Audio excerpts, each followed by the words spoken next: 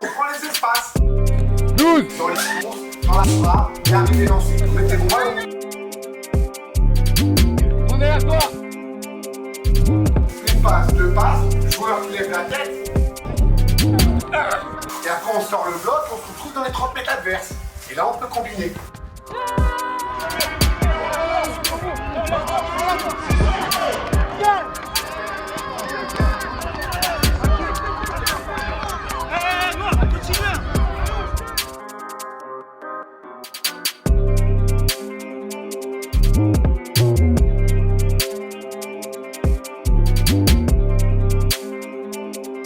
Christophe Ten, entraîneur du FC 93, National 2 pour Foot National. Christophe, on va rentrer directement dans le vif du sujet. Tu es entraîneur du FC 93 depuis l'été 2022. Tu venais de l'AS Muret, alors comment s'est faite ton arrivée ici à Bobigny? J'ai voulu rentrer donc sur la région parisienne, là où j'ai fait toutes mes classes et là où j'ai ma famille. Et donc ça s'est su rapidement.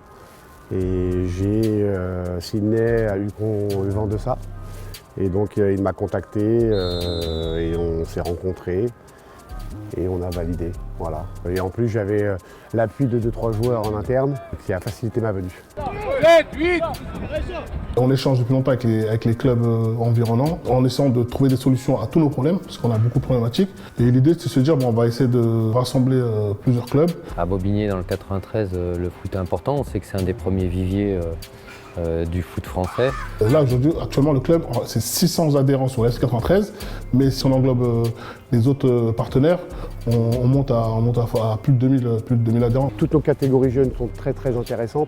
Nos U19 marchent bien, nos équipes en dessous aussi. Les féminines c'est un peu particulier, c'est que quand un coach il vient, il peut partir avec toutes les filles. Donc c'est ça qui nous a un peu retardé, parce que chaque année on doit recommencer le projet. On ne va pas créer forcément des seniors, on a d'abord créé l'école de foot féminine. C'est vraiment les gamines qui ont grandi avec le club et qui connaissent le club parfaitement. Parce que l'effectif est à plus de 70% de gamines qui étaient en équipe de jeunes depuis tout jeune au club. L'idée c'est vraiment de professionnaliser les féminines. On va se donner les moyens et on se donne les moyens aussi d'atteindre ce niveau et on en est très satisfait. On souhaite continuer à évoluer là-dessus. Ça me fait autant plaisir, voire plus cette année, c'est de voir que les U19 qui étaient montés en catégorie nationale l'année dernière, non seulement ils prennent leur place, mais font plus que ça.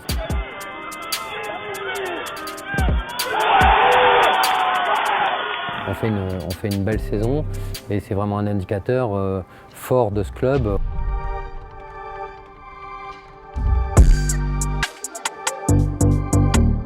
Quelle est la relation entre le FC 93 et la mairie?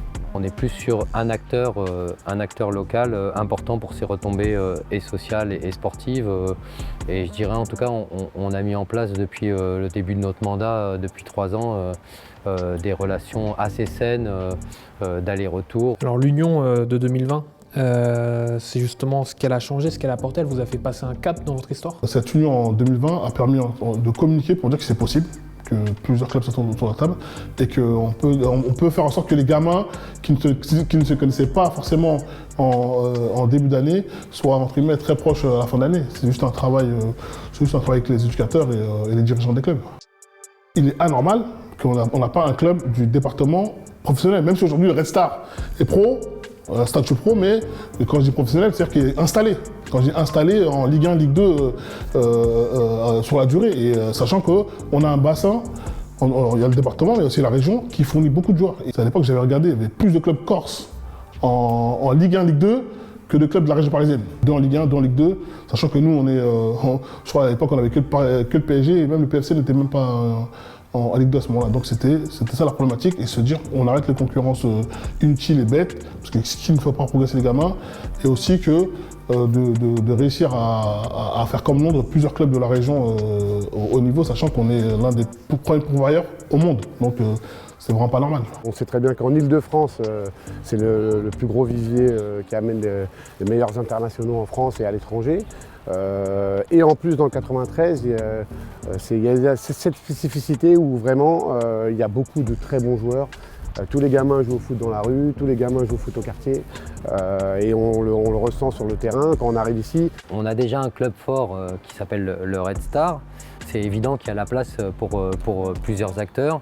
Là actuellement, on fait partie des petits budgets de N2. On est environ entre 900 et 1 million d'euros par an de dépenses. Le budget moyen d'un club de N2, il a quasiment 1,5 million. On sait que des clubs comme Fleury, ils sont à des budgets à plus de 2 millions, Créteil ou autres, en tout cas pour les clubs de la région.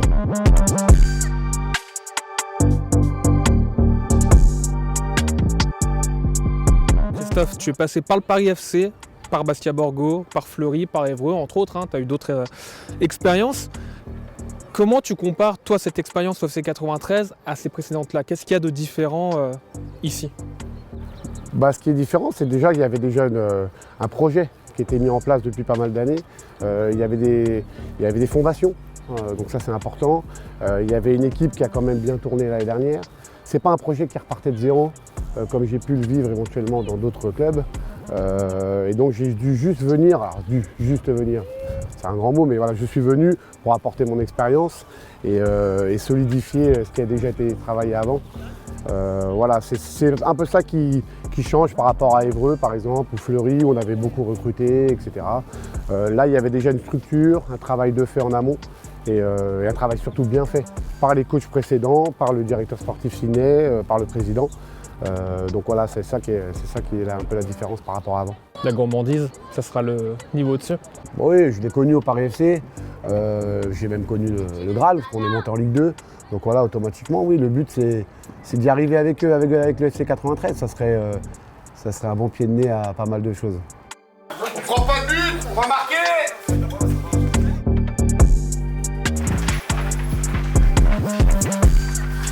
Allez les gars, oh. On lâche pas, hein. On n'a pas peur de grandir trop vite. On n'est pas, je veux dire que c'est la mentalité 93, on avance et on voit ce qui se passe. Ça a commencé dans le 93 et je veux finir dans le 93.